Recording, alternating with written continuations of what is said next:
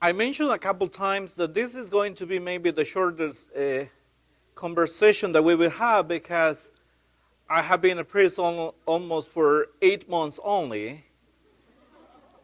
So I don't have that much pastoral experience, but I do have some remarks about my life that I think is important to know. And I think it's important for me and for you to know the way I got here. I think that's the most important. And on April 26, 1987, that was a Sunday at 6 in the morning when I was born.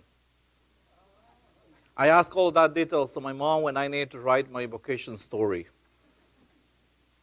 And we were just talking about coffee, and I was born in the middle of a huge coffee plantation. We had like really a lot of coffee, and I was born there. I am the 5 of 12 or the 7 of 14. It depends how we count. Because my second brother, like from my first one, the second brother died, and then the third sister died. So we were about to be 14. But we are alive 12 children in my family. So I am the number 5 of 12. I have 7 brothers, 4 sisters, 6 nephews, and 7 nieces. And one more on the way. When I was a child, I don't remember how often I went to Mass, but I think I went once a year because in my little village, there was Mass only once a year. I don't remember. But the one that I remember, that's I call the first time that God was calling me. So there will be 3 main moments in my life, and I think this is the first one. I was about 6 to 7 years old that my sister invited me to go to Mass. Maybe I went before, but I don't remember. But that's the time that I remember. And she invited me to go to Mass. So that day, I took a shower. And I put my best cloth on, and I decided to go. It was a small church, about 60 people. There were more people outside, but in the church, there were about 60. And I was waiting for the priest. And I was waiting and waiting to see the priest. I never remember that I saw a priest before. So I was waiting. My sister said, just look to the front. And I was looking back to see. I wanted to see the priest. Then there was a person that arrived. He was old and fat. And for me, he was the priest. I don't know why I had that idea. And he wasn't a priest. He was not a priest. And I said, look, there's the priest. And my sister said, no, he's not the priest. I said, look, he is. And I don't know why I had that idea that he was the priest and he was not. Then the only detail that I remember, I don't remember the priest. I saw him, but I just remember the old man, but I don't remember the priest. But something that I remember was his chasuble. I didn't know that was a chasuble, but I remember to see the priest behind the altar wearing a green vestment. That's all I remember. I don't remember. I didn't know that it was a chasuble. I didn't know that he was a priest. I just remember that. And I think it impacted my life. And I think that was the first time that God called me. And that's why I spent some money buying my vestments, because vestments for me are part of my vocation. And I think it's very important, so I have that. Then when I was from 8 to 9 years old, I wanted to receive my first communion. So I went to the catechesis. And I almost finished the catechesis for a year. And my father said, you're not ready. And he didn't allow me to receive the first communion. Then another year, I went to the catechesis for another year, and my father didn't allow me to receive the Holy Communion. He said, no, there are too many children, so no, don't go. I didn't receive the first communion. Then the third time. And again, I was 9 years old. And he said, no, you will not receive the first communion. So one day, he didn't know. I went to the parish. I was 2 hours away. I went to the parish, and I wanted to receive Holy Communion. But I was so afraid to go to confession. And this is a sin, because I went to receive First Communion without confession. Then I figured out that we needed to confess before receiving Holy Communion. So I said, that doesn't count. I need to go to confess that I received it, and I went the next week. That was the way I received Holy Communion. I don't remember the day. I know it was a Sunday. I don't remember the month. I just remember the first moment that I received the body of Christ. That's what I do remember, because I was 9 years old. Then, during that time, I don't remember what I did, but I was pretty much going to school, helping my father and all that. Then in 2002, I was 15 years old. The Holy Father, Pope Francis, decided to visit Guatemala for the third time. And that was a time, it was a special time for us, because in the whole history of the country, for the first time, we were about to have a saint. The Holy Father decided to go to Guatemala to canonize a person. So for the first time, we had the first saint. So that was very special. People invited me to go. I was so excited to go and see the Holy Father. So we left the home a day before the event.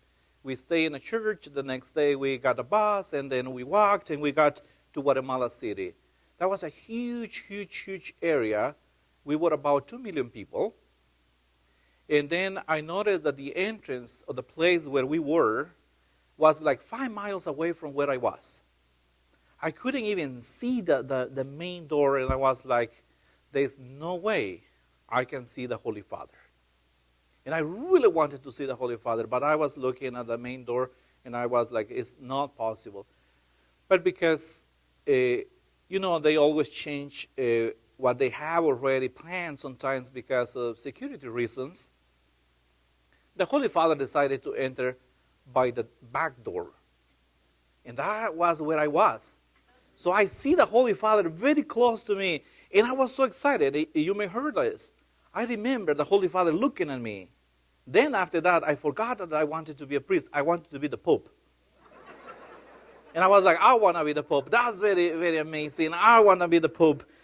But when I said that, I think that was the second time when God was calling me. I didn't know that to be a Pope first, we needed to be a deacon, priest, and a bishop, and all that. I didn't know that. But I just forgot about priesthood, and then I wanted to be the Pope. But from that time, that I call the second time that God kind of called my attention. God was calling me. I didn't know. I didn't say I want to be a priest. But I knew that something changed in me, because then I decided to become a lector. Not in the main parish, because for us back home, we have the parish, and then the parish has little missions. And my parish back home has 48 different missions. So when the priest celebrates Mass today, he consecrates thousands of little hosts. And after Mass, he gives to the people to bring to the small churches, to the missions, because they have only communion services 3 times a week. And right now, there are 2 and sometimes 3 priests in that parish, and they try to visit the missions once a month. They don't get more than that. So like I said, that was the time I became a lector, so I was more involved in the church, but it lasted only a year.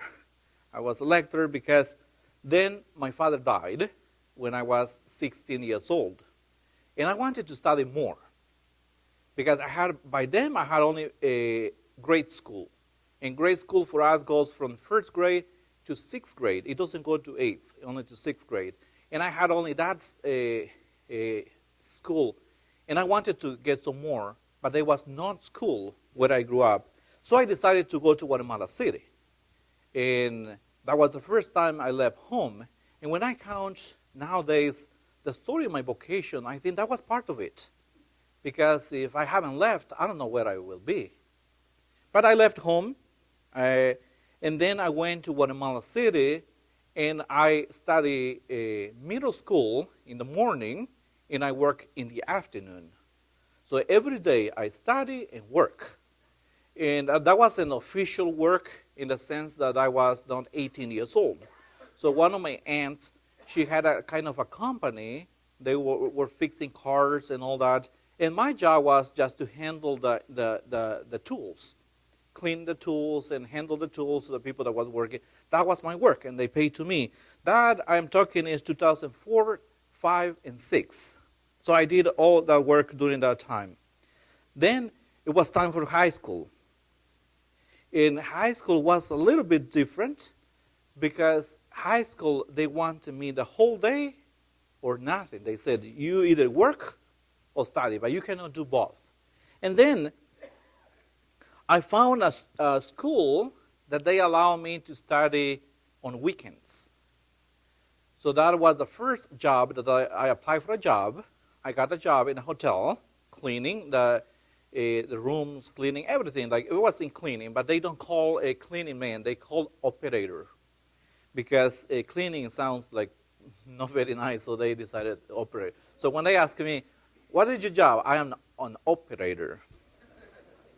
And so I started to. That was 2007, 2008. I worked from Monday to Friday, and I started my high school for Saturdays and Sundays. That was busy time that time, but I think when we know that we want to follow what we like, I think it's possible. So I was doing it. It was difficult, but I really enjoyed it. Then I took a year of philosophy. Then I wanted to study more in a university, but that's very expensive back home. So I went to a Jesuit university, and I applied for a scholarship.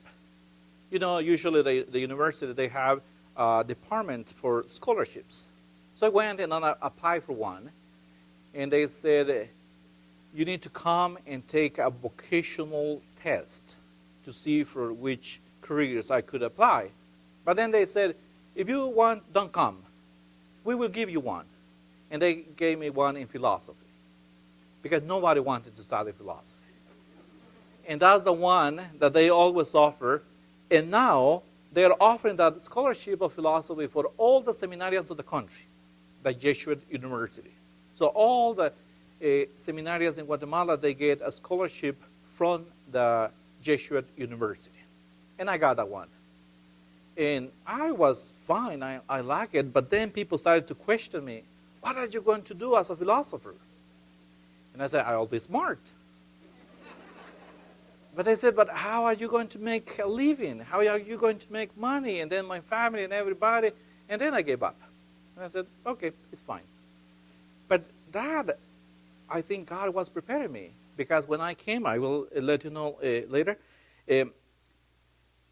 it took me some classes. I took some classes that I didn't want to take here in the U.S. So God was already preparing me. I wasn't studying to be a priest. I didn't know that I needed to study philosophy to be a priest. But I was just taking some philosophy. And it was wonderful. And I took one class that was really difficult for me. And it was logic. And I don't know if you have taken some classes about logic. But logic, usually, it is either really easy or really difficult. And I remember, like 80% of the class, it was like easy. And I was part of the 20. That was very difficult for me. Then later on, I took it here in English. And I was like, English is more precise. I think it's more logic. So logic could be easier in English the same way. I'm not that logic. So it didn't work. Then I decided after that year, 2009, that was the year that I took philosophy. I took 2 classes of Latin that time. And then I moved to a city that we have in Guatemala that it rains for 10 months. But we love because it has a little, like it's a little raining, that we have a special name that is it's impossible to translate to English, but we call it chippy chippy, because that's the sound that the water makes when it's raining. And it's wonderful. It's green. The whole year is green, and a lot of vegetables in that place. So I went for a year. I worked there. And then I decided that I wanted to do something with my life. And I wanted to be a missionary. And I remember that I just decided I want to be a missionary and conquer the whole world. And I didn't know how. So I went online, and I found a house in Guatemala that they take care of immigrants. So I went and I just found a house. There was a house, and I went, and I remember I rang the doorbell, and then the priest came, and I said, I want to be a member of your community. And he said, really? Come. And he invited me to come, and he said, do you know who we are? And I said, I don't. And he said, and I don't know who you are. So how you want to be a member of my community? And I said, I just want to be a missionary. And that's all. I just want to be a missionary. He said, okay, why you don't come and spend a week with us? And I said, sure. And he said, okay, so I will call you a week later, and we will find out the details, and you come and stay with us for a week. A week later, he called me, and he said, how about you come and stay with us for a month? I said, sure. I wanted to be a member of them. Then he said, why you don't come and stay with us for a year? I said, sure. And then they were the Scalabrinian priests. We have a parish here, Holy Rosary. The Scalabrinian priests are taking care of Holy Rosary Parish here in Kansas City. So they asked me, and I said, sure. And they sent me to the border, Guatemala, Mexico. And I worked there for a year with a priest from Brazil. He was a tough worker, and I worked too much that I forgot that I was discerning my vocation. So I really didn't improve. I really wanted to be a member of them, but I was so busy. I was working, and in the end of the year, I said, Father, I'm not ready to be a Scalabrinian. And he said, yeah, I know you are not ready. But that time, I met a Mexican counselor. He came to visit the house for the immigrants, and he asked me, have you been in Mexico? And I said, no. And he asked me, why? And I said, I don't have a visa. Because all the people from Central America, we need a visa to go to Mexico. And I said, I don't have a visa. And he said, that's not a problem. Come to my office tomorrow, and I'll give you a visa. And he gave me a visa to go to Mexico. And then I applied for another year with the Scalabrinians. Then, because I had a visa, I didn't know that God was bringing me to the U.S. by this. So I got a Mexican visa. I went to Mexico. I applied for another year. And then they sent me to the border between U.S. and Mexico. I was in Laredo. Nuevo Laredo in Mexico, but I was next to Laredo. So I was there for a year and 10 months. Again, discerning my vocation, trying to be a missionary. But in the end, I discovered that wasn't my call. God was not calling me to be a member of their community. And then I tried, and I went to see the local bishop in Nuevo Laredo, and I told him about my discernment. But he said, here in Mexico, we don't really need that many vocations, so I think why you don't go back to your country? And I said, sure. But at that time, I met the American consular in Mexico. And he asked me, have you been in America? And I said, no, because I don't have a visa. And he said, but that's not a problem. I can give you a visa. And he gave me a visa for 10 years. Then my mind changed. I wanted, and I mentioned that in my homily, when I got the American visa, I was like, now this is the time. I can go to the U.S., make money, and be famous. And that's it. During that time, I met one of the priests from this diocese when he was a seminarian in Guatemala. Because when I was working in the hotel that I told you, he was a waiter in that hotel. But then he became a priest in our diocese, and he knew about my process. And so I got my American visa. I came to the U.S.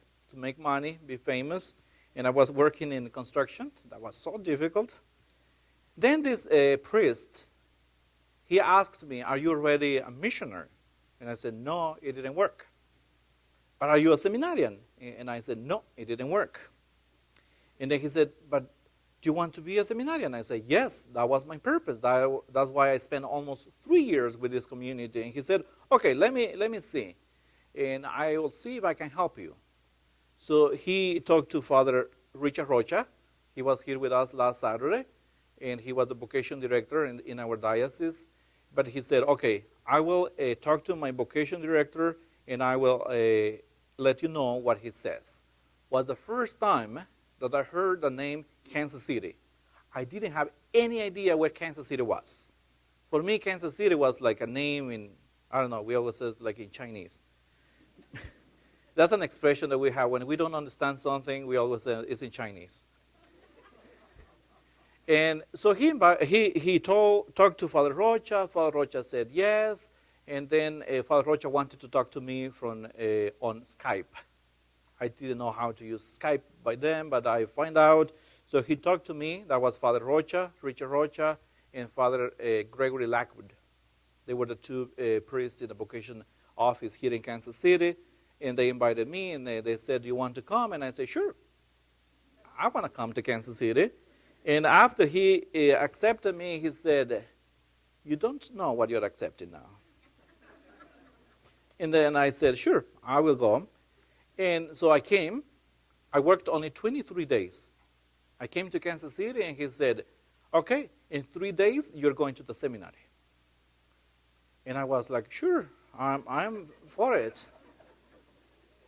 So I got here to Kansas City. I went to Lee Summit. I did the presentation. I remember I stayed there only for 2 nights. The third day, I was going to Concepcion Seminary College.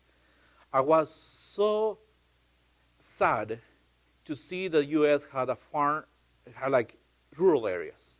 For me, the whole U.S. was like New York City. Then I was disappointed, like, this is the U.S. I don't want to be here. And I mentioned a couple times, maybe that was the worst week ever in my life, because I got to the seminary. I thought nobody could speak Spanish. I spoke zero English. According to me, I was the only new seminarian, but there were like 20, and I didn't want to talk to anybody. I couldn't find a dining room for 2 days. I was only drinking water. Then the year began, and I was depressed. And through my window, I was in St. Joseph Hall. When I saw through my window, there was the cemetery of the monks. And I was like, this is wrong. I'm not good here. And then I talked to a priest, and he helped me. And then I started to learn a little bit of English. And that was a time that I mentioned in another of my homilies that every time I say thank you to people, because I was learning how to say thank you, and people say, "You're welcome." I was like, why people are welcoming me all the time? And "You're welcome, you're welcome." And I was like, is that a different expression of what? But it was the fall of 2013 that I went to Concepcion, and I stayed there until the spring of 2015. And I got to study there a program that they call LCC, Language, Culture, and Church. And I had a religious sister that some of you may know, Sister Maria. She was the toughest professor that I have ever in my life. But she taught me how to speak some English. Then, after those 2 years in Concepcion, Bishop Finn, that was Bishop Finn at the time, he told me that I needed to move on and go to Connecticut. And there, I was about to study 2 years of pre-theology. Pre-theology is pretty much philosophy and theology. And I discovered that time, to learn English is difficult, but to learn philosophy in English is impossible. And I was like, how can I learn philosophy in English? But after those 2 years in Holy Apostles, I was like that. I think this was the third time that God was calling me, but through a process, through formation. It was difficult, but I knew that I wanted to be a priest, so I was doing my best there. Then Bishop Johnston came, and he decided to transfer me to the one that he told me, actually. He was looking which seminary was a little bit more difficult, but more excellent in the academic. So he decided to ask me, and he said, we need to make 2 decisions. I will make one, and you will make the other one. I said, sure, Bishop. So he said, at that time I was in Holy Apostles, and he said, do you want to stay here, or you want to be transferred? And I really liked Holy Apostles because it was a very international place. We were people from 14 different countries, but I was not improving in my English. So I said, Bishop, I think it's fine. I want to be transferred. Okay, he said, sure. So now I need to make my decision. I already made it, but I want to hear from you. If I will give you two options, to go to St. Louis, Kenrick Seminary in St. Louis, or Mount St. Mary's in Cincinnati, which one you will prefer? And I said, St. Louis, Kenrick and St. Louis. And he said, you got Mount St. Mary's in Cincinnati. I said, sure, Bishop. And he told me later on, a year later, he said, actually, I was wondering if you will survive here. Because I know that this seminary is very demanding, but I want you to be an excellent priest. That's why I sent you here. And so I was there for 4 years. And last year, I was ordained a deacon. In May 23, 2020, I was ordained a deacon in the Cathedral of St. Joseph. And as a deacon, I was assigned to go to St. Peter. I thought St. Peter was a big parish, a lot of parishioners. But when I came here, I discovered that it wasn't. So last May 29, I was ordained a priest, and I remember that usually we don't know about our assignments until the bishop called us. And so I had a canonical retreat. That was the retreat that is required before being ordained. And that was on Sunday, and the retreat was the whole week. Sunday, before I left the retreat, somebody came to me and said, you know, where are you going as a priest? And I said, no. And I don't know how this person said, you're going to St. Therese. And I was like, okay, I didn't believe. On Wednesday of that week, the bishop called me. And he said, I have assigned you to St. Therese. And I was like, I don't know how that person knew, but the person told me before. So I was excited and to come here. And I have been, during these years, I have been assigned to do different work during the summer.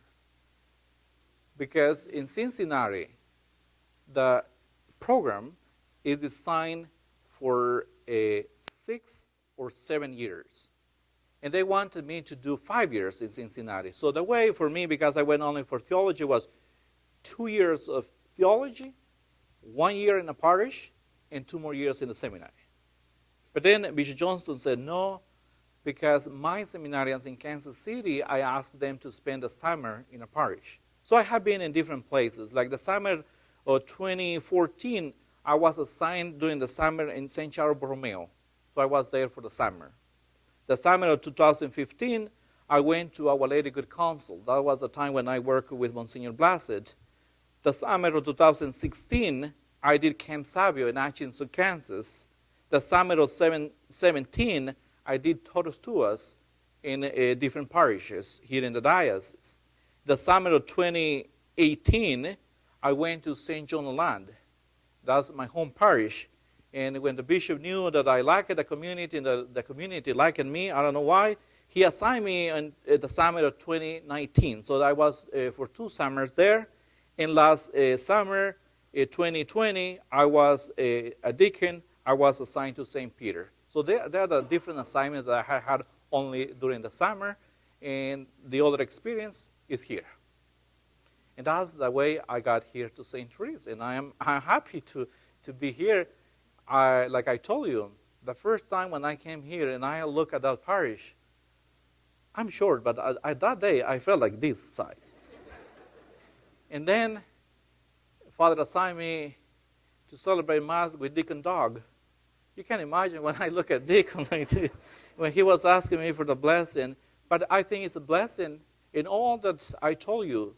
I think God was preparing me to come to this parish. So I'm happy to be here. And I'll be here as long as the bishop wants me here. I hope that it will be for a little longer to get to know you. Most of you, I don't remember your names, but I remember your faces. And I think we are a wonderful parish that we are praying together as a community of faith.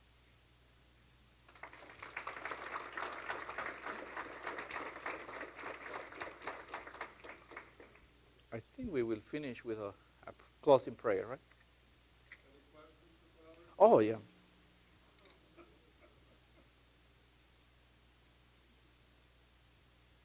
Yes.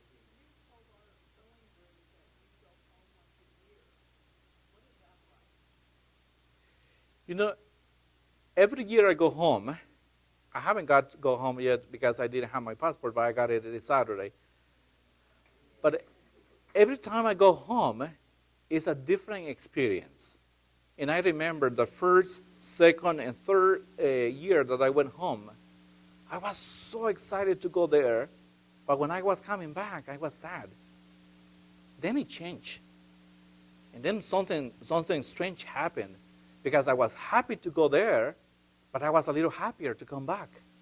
And I think it was because I was like getting more familiar with this country and it was becoming home.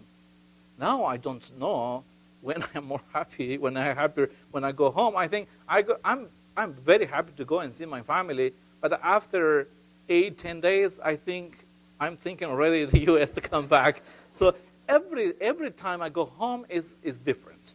And it's different even the way my family talk to me. Because since I was a deacon, I noticed that my brothers and sisters were calling me apart and they were like, I have a problem. I want to talk to you. And I think that's when we see like, yeah, God is giving me some work to do. And since I grew up Catholic, all my family are Catholic. And actually in the little village where we live, there are like 40 to 60 families. All the families are Catholic. But my brothers have that respect for a deacon or for a priest. That now they are finding a person that they can talk. They are not there looking at me as a brother, but they are looking more as a member of the church. So every time I go home is a different experience. Yes.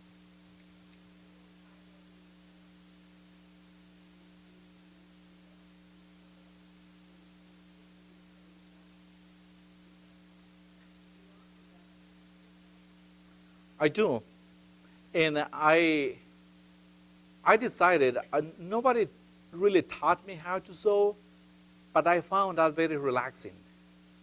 And when I have a very tough week, Fridays, usually I went to class in the morning and sometimes in the afternoon, but the evening, all my textbooks, computer, and everything were either on my bed or on the floor, but I was sewing.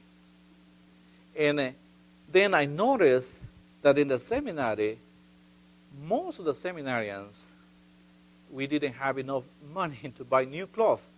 So every time there was something to fix, like either on the suit or the pants or whatever, and they were bringing me a lot. And I love it to do it. And actually only one time, all the members of the diocese came, not our diocese, another diocese, they came, and they asked me if I could make like little Christmas vests for them. And I did. And it took a little while. I just said, buy me the material, the fabric and everything, and I will do it for you. But it's something that I don't do as work. I do it because I enjoy it. And when I'm doing that, I like to eat bread. Usually I'm like chewing bread and sewing. I love that. That's my relaxing time.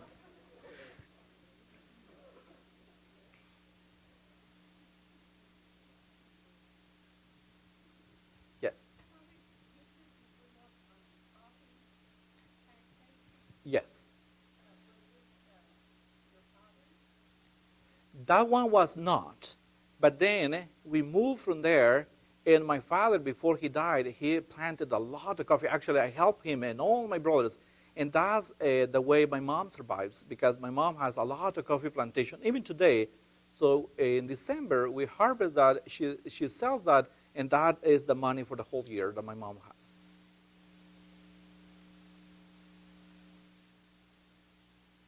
Yes.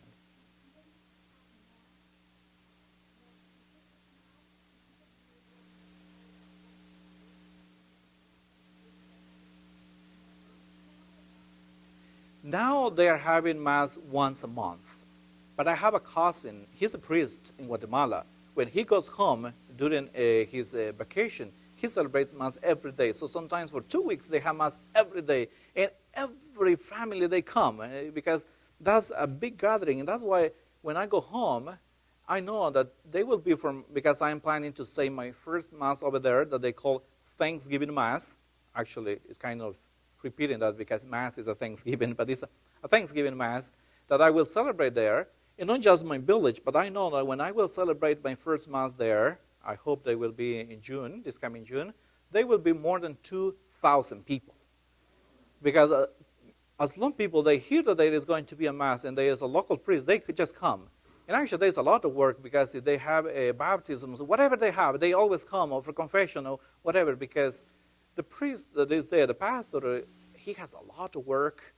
In that whole parish, we're about, now I think we're about 40,000 people, and 80% of the population is Catholic. So you can imagine, when we have, for example, confirmations, usually we have from 5 to 800 people in baptisms every day. We never do funerals. No funerals for us, because we had the tradition, because the area is huge, and there are different cemeteries, and usually we don't have the embalmment. So we always bury the people 24 hours later after the person dies. So there is no way to have a funeral for everybody because the priest doesn't have time, the distance is long, and there is no time for that. So that's why when you plan a funeral here, when I have a funeral, and it says, oh, it's going to be next week, still for me sometimes it takes a little while to process that 1 week to have a funeral.